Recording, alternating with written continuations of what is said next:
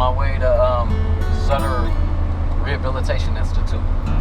We're visiting our buddy John. His body is broken down. He's lost 30 pounds of muscle. He's almost completely paralyzed. And we're going to go today for his orientation for his caretakers. So what do you think happened? He took this 3-in-1 combination. It's called a TDAP vaccine. It was 3 vaccines in one, and he's had a history of bad reactions to stacking medication. And since he's been in these, I won't want to call them institutions, but since he's been in these hospitals using their force feeding them these vaccines and medications, it's breaking his body down when he's been normally a very healthy man. I keep kosher myself, but he's a very good example in a very healthy lifestyle. And he's just going bad, man. How do you feel about vaccines? I just come from a background of healthy living. I refuse a vaccine when I can. When they're forced on you, you have no choice. But if I have a choice in any manner, I'd rather take holistic methods. I don't agree with them at all. I believe that good food, healthy living environments, and just a healthy lifestyle can do far more than just a one-shot cure. Okay. That ends up having this happen. Well, this is an interesting thing that this vaccination is what caused my illness or syndrome or whatever it is. I was a perfectly healthy person, and the only thing I did differently was get a vaccination recommended by my doctor. And now that I have this disease or syndrome or whatever the heck it is, this paralysis, this inability to have any quality of life, it's hard not to think about the decisions of the Governor Brown and Senator Richard Pan on the mandatory bill they signed into law requiring children to be vaccinated in order to get a public education.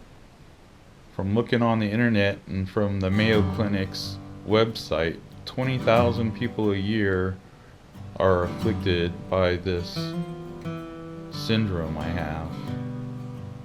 Our lawmakers recently passed a law that allows vaccines to be mandated, yet the manufacturers have complete immunity of the side effects and damages caused by their vaccines.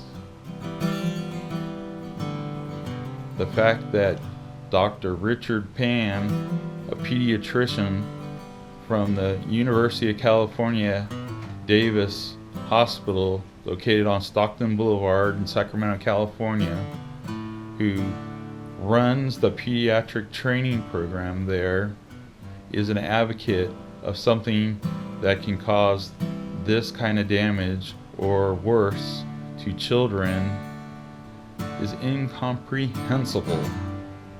Not only does he not lack any moral character of any kind, but because this law is a primary fiscal benefit to the University of California, who does the research and development of these vaccines and then gets paid to test these vaccines and then gets paid to administrate these vaccines.